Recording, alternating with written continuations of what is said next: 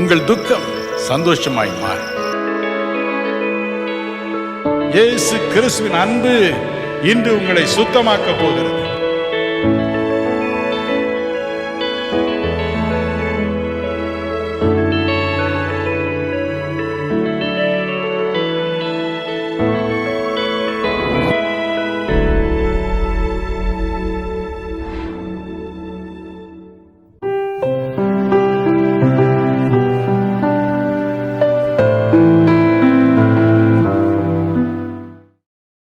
இரண்டு தீமோத்தேயு 2ஆம் அதிகாரம் 13ஆம் வசனம் இப்படி கூறுகிறது.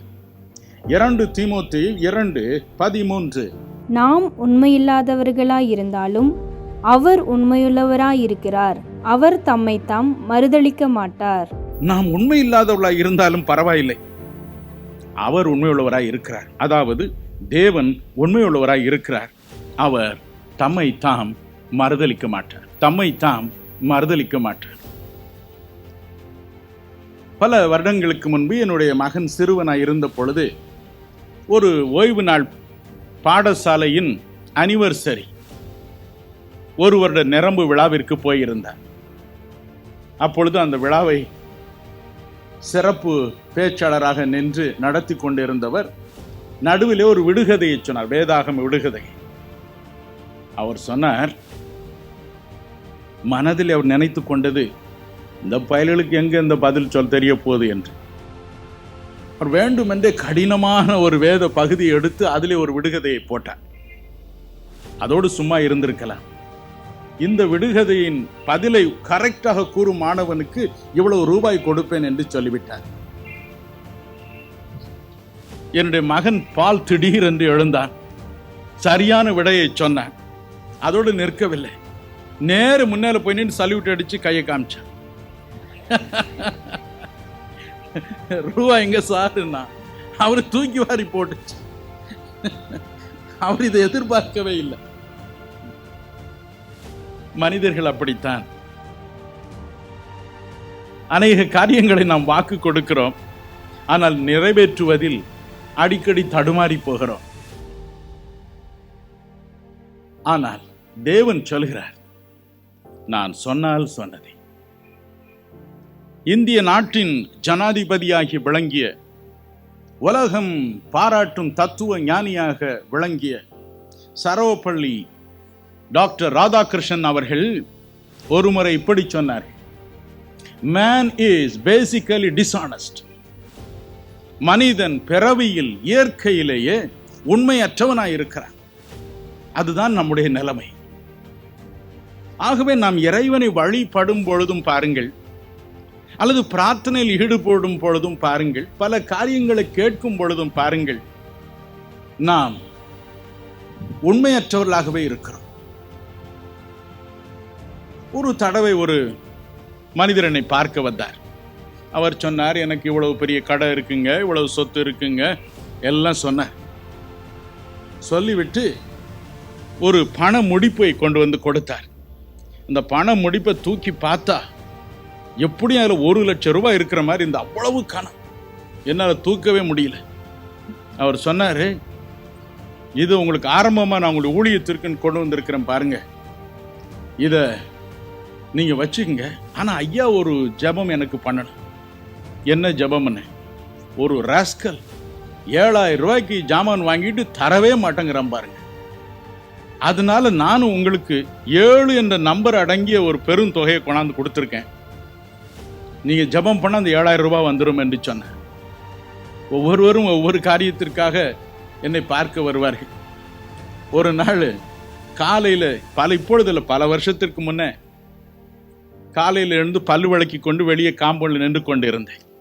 ஒரு ஆள் ஓட்டமா ஓடியாந்தாரு. இதுதானே துரசாமி வாத்தியார் வீடு? எங்க அப்பா பேரு துரசாமி. ஆமாம்மா, அவர் வீடு தான் சொன்னேன். அவர் மகன் யாருங்க அப்படின்னு கேட்டார். நான் தான் அவங்க மகன் சொன்னேன். இல்லை, ஒரு விஷயத்துக்காக வந்தேன் உங்ககிட்ட. என்னன்னா, எங்கள் வீட்டில் பூட்டு ஒன்று காணாமல் போயிடுச்சு, உங்ககிட்ட போன கரெக்டாக சொல்லுவீங்கன்னு சொன்னாங்க. நல்ல பூட்டு சாமி, காட்ரேஜ் போட்டு தூக்கிட்டு போயிட்டானே படுவாவி. நீங்கள் சொன்னீங்கன்னு இப்போ போய் நான் பிடிச்சிட்டு வந்துடுவேன் அந்த பயலை. நான் பல்லெல்லாம் அப்புறம் விளக்கிக்கலான்னு ஒரே ஓட்டமாக வீடுக்குள்ள ஓடி போயிட்டேன்.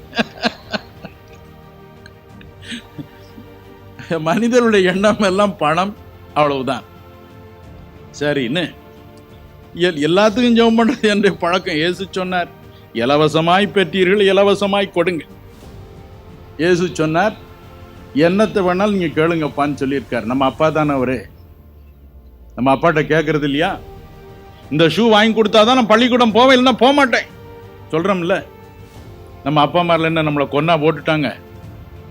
அது மாதிரி தான் இயேசுநாதரும். என்ன வேணாலும் கேட்கலாம் அவர்கிட்ட. நான் சொன்னேன், ஆண்டவரே, இந்த மனிதர் 7,000 ரூபாய் கடன் கொடுத்துருக்காரு, உமக்கும் ஒரு பெரிய தொகையை கொண்டாந்துருக்காரு, இப்போ இந்த பணம் முடிச்சல, இதை வாங்கிக்கிடும், அவருக்கு இந்த 7,000 ரூபாய் வாங்கி கொடுத்துருன்னு சொல்லி ஜெபம் பண்ணி அனுப்பிட்டேன். இயேசுழைக்கிற ஆஃபீஸில் கூட இருக்கிறவங்க எல்லாம் ரொம்ப ஒரே பரவசம். இதை வச்சே நம்ம ஊழியத்து இந்த வருஷம் நடத்தி விடலாம் பிரதர். தூக்கிட்டு போய் எண்ணி பார்த்தாங்க, ஒரு பெரும் தொகை இருந்தது. எவ்வளோ இருந்தது தெரியுமா? ஹார்ட் வீக்காக இருக்கலாம், தயவுசெய்து பிடிச்சிங்க நெஞ்சு. 7 ரூபாய் இருந்தது. அதில் 1 பைசா 2 பைசா. அதான் மனிதனுடைய இயல்பு. நாம் உண்மையற்றவர்கள், நாம் பொய்யர்கள், நாம் மறுதலிக்கிறவர்கள். ஆனால் நம் பரம தந்தையோ தம்மை தாம் மறுதலிக்க மாட்டார். அவர் உண்மையுள்ளவராய் இருக்கிறார். ஐயா, எதிலெல்லாம் அவர் உண்மையுள்ளவராய் இருக்கிறார். நம்மை அழைத்த அழைப்பில் அவர் உண்மையுள்ளவராய் இருக்கிறார். எதற்கு அவர் நம்மை கூப்பிடுகிறார்? இயேசு அழைக்கிறார். எதற்காக? வேதம் சொல்லுகிறது 1 கொரிந்தியர் 1:9 தம்முடைய குமாரனாகிய இயேசு கிறிஸ்துவோடு ஐக்கியமாய் இருப்பதற்கு நம்மை அழைக்கிறவர் உண்மையுள்ளவர். சில சமயங்களில் தவிக்கிறோம். நேற்று காலையில் ஏறக்குறைய 5000 பேருக்கு தனித்தனியாக பிரார்த்தனை செய்தேன். அவர்கள் இந்த இயேசு அழைக்கிறார் ஊழியத்தில் மாதம் 5 ரூபாய், 10 ரூபாய், 2 ரூபாய் என்று அனுப்பி என் கைகளை தாங்குகிறவர்கள். இவர்களை வைத்துதான் நான் இத்தனை காரியங்களை செய்து வருகிறேன். கல்லூரியை கட்டி வருகிறேன், வானொலியில் கிறிஸ்துவின் சத்தியத்தை அறிவிக்கிறேன், இன்னும் பல விதங்களில் 12 விதங்களில் அறிவித்து வருகிறேன். ஆகவே நேற்று அவர்களோடு பல மணி நேரங்களை செலவழித்தேன்.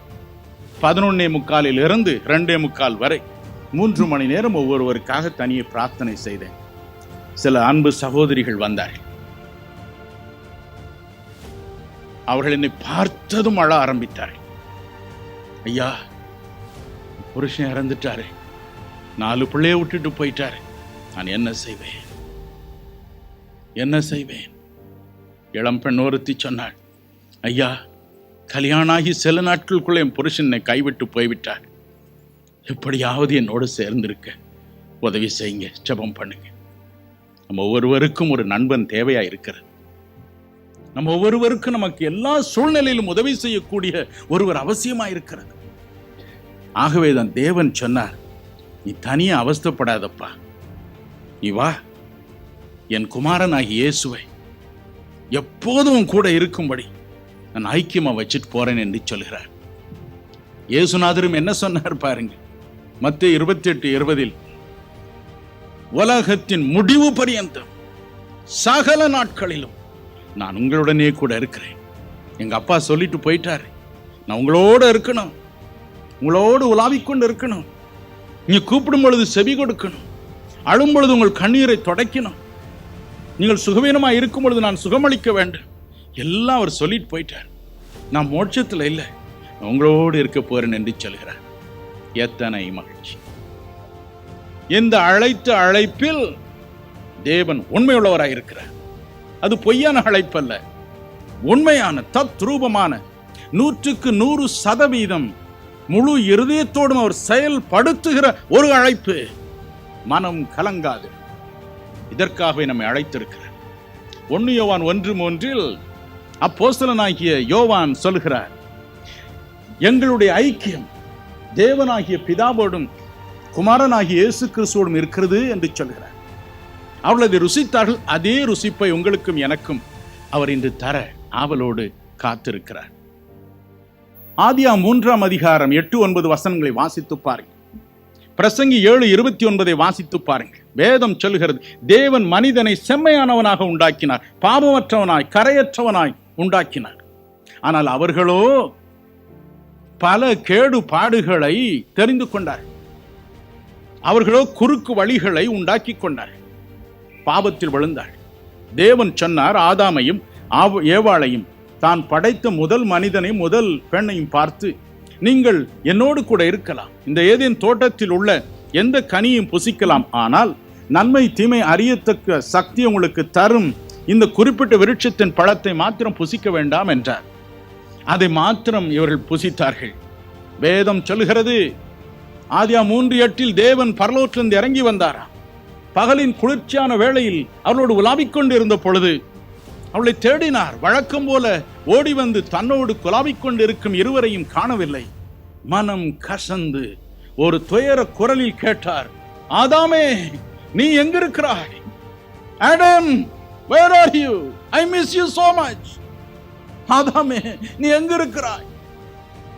நீ இல்லாம எனக்கு கஷ்டமா இருக்கிறது. எவ்வளவு ஆசையோடு உன்னை உண்டாக்கினேன். Adam, where are you? தேவன் மனிதனை செம்மையானவனாய் உண்டாக்கினார். அவர்களோ பல உபாய தந்திரங்களை தேடிக்கொண்டார்கள். ரோமர் 3:23 சொல்கிறது, மனிதன் பாவம் செய்தான், தேவனுடைய மகிமையை இழந்தான், அவருடைய பிரசன்னத்தில் விலகி போனான். ஆனால் தேவனோ இன்று திரும்ப அழைக்கிறார், வா. ஏசாயா 59:1-2 கூறுகிறது, ரட்சிக்க கூடாதபடிக்கு என் கரம் குறுகி போகவில்லை, உங்கள் பாவங்களை எனக்கும் உங்களுக்கு நடுவாக இருக்கிறது, திரும்ப வாருங்கள், நான் உங்கள் பாவங்களை மன்னிப்பேன். எபிரேயர் 8:8-12 வாசித்து பாருங்க. நான் உங்கள் பாவங்களை மன்னித்து மறப்பேன், திரும்ப என்னோடு நீங்கள் ஐக்கியமா இருக்கலாம், ஓடி வாருங்கள் என்கிறார். இதற்குத்தான் அவர் அழைக்கிறார். அவருடைய குமாரனாகிய இயேசு கிறிஸ்துவோடு ஐக்கியமா இருப்பதற்கு நம்மை அழைக்கிற அவர் உண்மையுள்ளவர். He is faithful. கலாநிதி சாம் கமலேசன் என்ற உலகம் போற்றும் தேவனுடைய மனிதர் ஒரு தடவை ஒரு கதையை சொன்னார் தன் பிரசங்கத்தில். சிறுவன் ஒருவன் தன் வீட்டை விட்டு ஓடிவிட்டானான். சில நாட்கள் கழித்து மெல்ல ஒரு கடிதம் எழுதினான். டாடி, மம்மி, நான் திரும்ப வீட்டுக்கு வந்துடுறேன், ஆனா வர பயமா இருக்கு. தலையில 2 கூட்டு போடுவீங்களோ, அப்பா பெரம்பு தூக்கிட்டு நிப்பாரோன்னு பயமா இருக்கு. வீட்டுக்கு வரும்போது அந்த வழியை போற டவுன் பஸ்ல போவேன். நம்ம வீட்டுக்கு எதிரே இருக்கிற அந்த மரத்துல ஒரு வெள்ளைக்கொடி ஒன்றை கட்டி வச்சிருங்க. வெள்ளைக்கொடியை பார்த்தா எனக்கு தெரியும் நீங்க என்ன மன்னிச்சிட்டீங்க, என்ன வாங்கன்னு வரவேற்பதாக நான் எடுத்துக்கொள்வேன். ஓட்டமா வீடு வந்து விடுவேன். வெள்ளைக்கொடி இல்லைன்னா நான் அப்படியே போயிடுவேன் என்று அவன் எழுதினான். அந்த நாள் வந்தது. ஐயா பஸ்ல ஏறினாரு. வீடு கிட்ட வர வர பக்கு பக்கு பக்கு பக்குன்னு அடிச்சுக்கிச்சான். வெள்ளைக்கொடி இருக்குமோ, கருப்பு கொடி இருக்குமோ, செங்கொடி இருக்குமோ, என்ன கொடி இருக்குமோ தெரியலையே என்று கொஞ்ச தூரம் வருவதற்கு முன்பதாக எட்டி பார்த்தான். அந்த மரத்திலே ஒரே ஒரு வெள்ளை கொடி அல்ல, மரம் முழுவதிலும் எத்தனையோ கொடிகளை கட்டி தொங்க விட்டிருந்தார்கள். வெல்கம் வெல்கம் என்று. யோவான் 8:46 சொல்கிறது போல, என்னிடத்தில் பாவம் உண்டென்று உங்களில் யார் என்னை குற்றப்படுத்த கூடும் என்று சொன்னவர். 1 பேதுரு 2:22-23 சொல்கிறது போல, அவர் பாவம் செய்யவும் இல்லை, அவருடைய வாயில் கபடம் காணப்படவும் இல்லை, அவரை உனக்கு நண்பனாக தருகிறேன். வானத்தில் பூமியிலும் சகல அதிகாரம் என கொடுக்கப்பட்டிருக்கிறது என்று மத்தேயு 28:18 சொன்ன என் குமாரனை உனக்கு தருகிறேன். அவர் உன்னோடு இருப்பார், உன்னை காப்பாற்றுவார் என்று சொல்கிறார். எனக்கு அருமையானவர்களே, நாம் இந்த அழைப்பை ஏற்றுக்கொள்வோம். இயேசு கிறிஸ்துவின் ரத்தம் சகல பாவங்களையும் நீக்கி நம்மை சுத்திகரிக்கும் என்று 1 யோவான் 1:7 கூறுகிறதே. என்னை கழுவும் என்போம், கழுவார். தம்முடைய குமாரனோடு நம்மை ஐக்கியமாக மாற்றுவார். இதற்காகவே நாம் தேவனால் அழைக்கப்படுகிறோம். போகட்டும், இதற்கு மட்டும் தேவன் நம்மை அழைக்கவில்லை. அடுத்து நாம் ஒரு காரியத்தை பார்க்கிறோம். 1 தெசலோனிக்கர் 5:23-24 பாருங்கள். தேவன் உங்களை முற்றிலும் பரிசுத்தமாக்க விரும்புகிறார். சமாதானத்தின் தேவன் தாமே உங்கள் ஆவி, ஆத்துமா, சரீரம் 3ஐயும் பரிசுத்தமாக்குவாராக. அவர் வரும்பொழுது பரிசுத்தமாய் பாதுகாக்கும்படி செய்வாராக. கர்த்தர் உண்மையுள்ளவர், அவர் அப்படியே செய்வார்.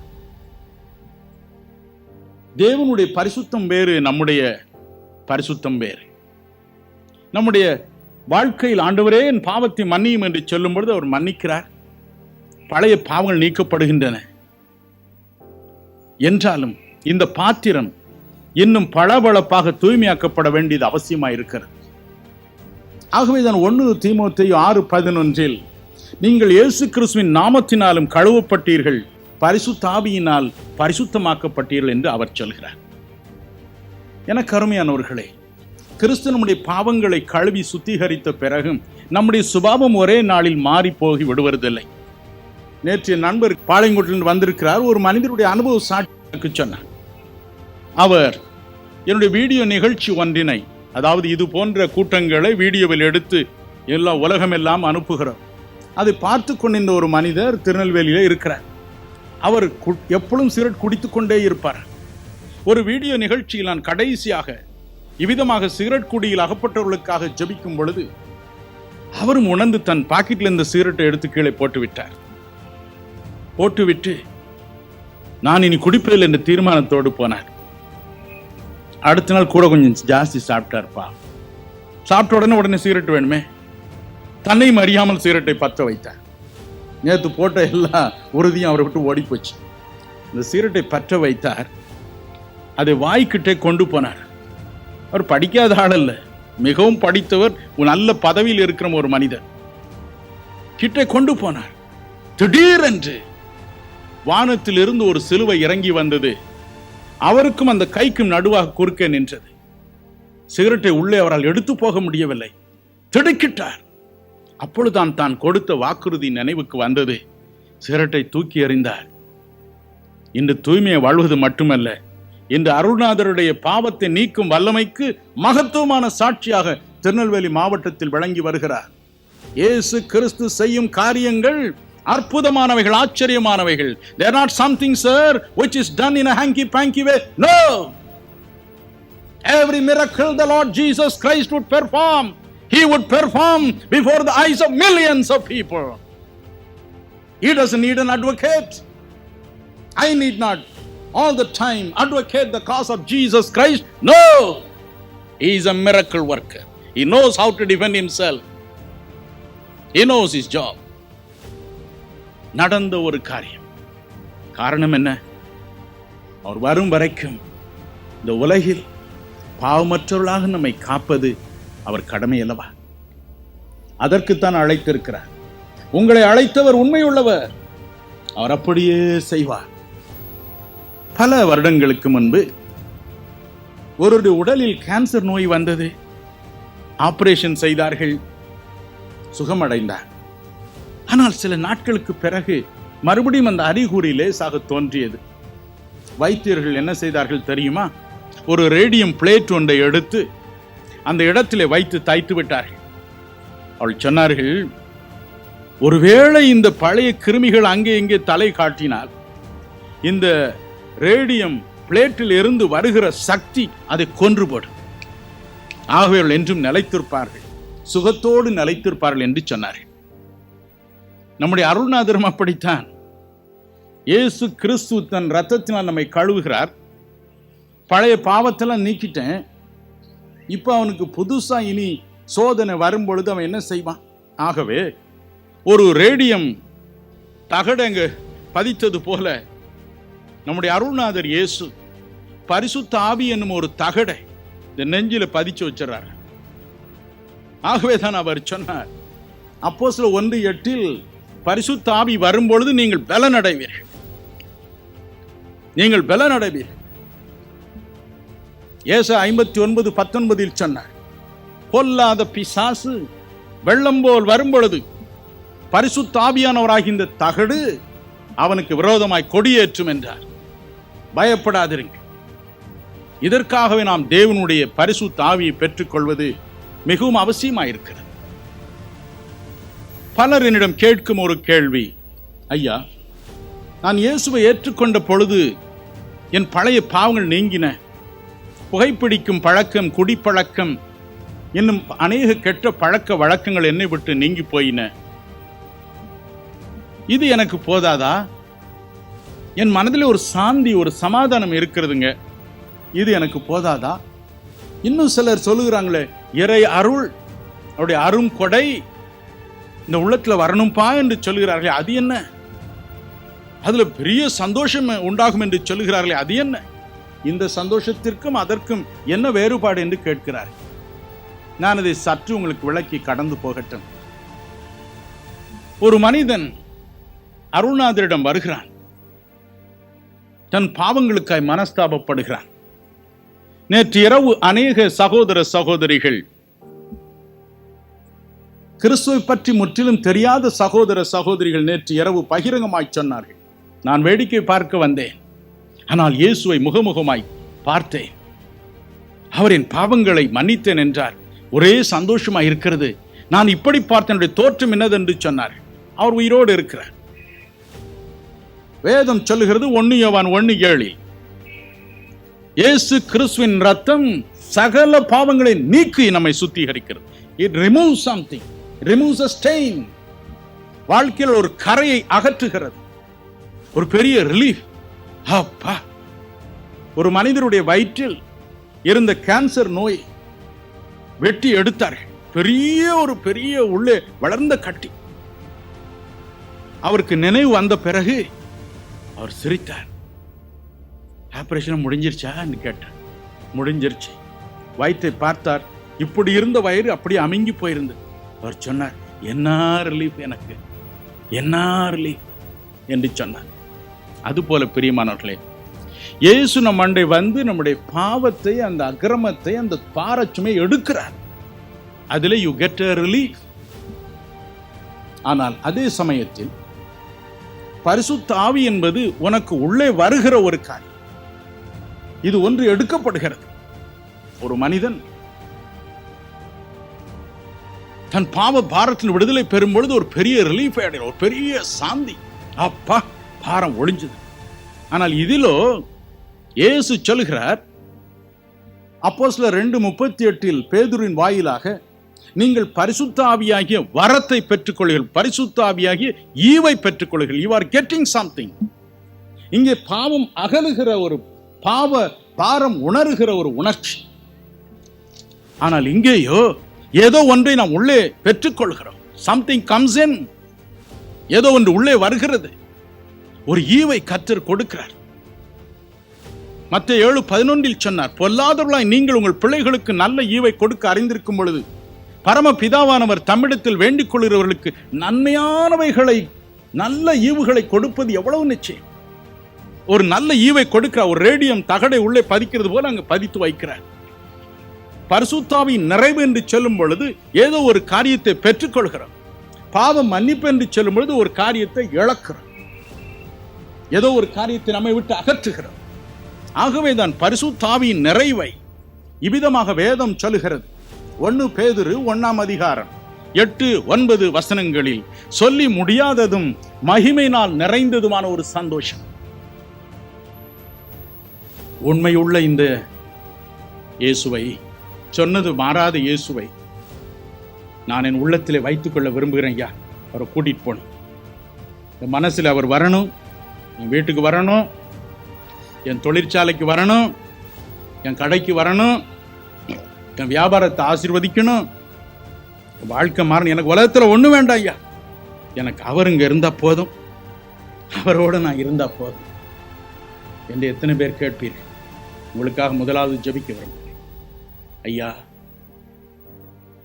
கடவுளுடைய புதல்வனாகிய இயேசு எனக்குள் வர வேண்டும், என் மனசுல வர வேண்டும் என்று சொல்லுகிறவர்கள் தயவு செய்து எழுந்து முன்னே வருவீர்களா?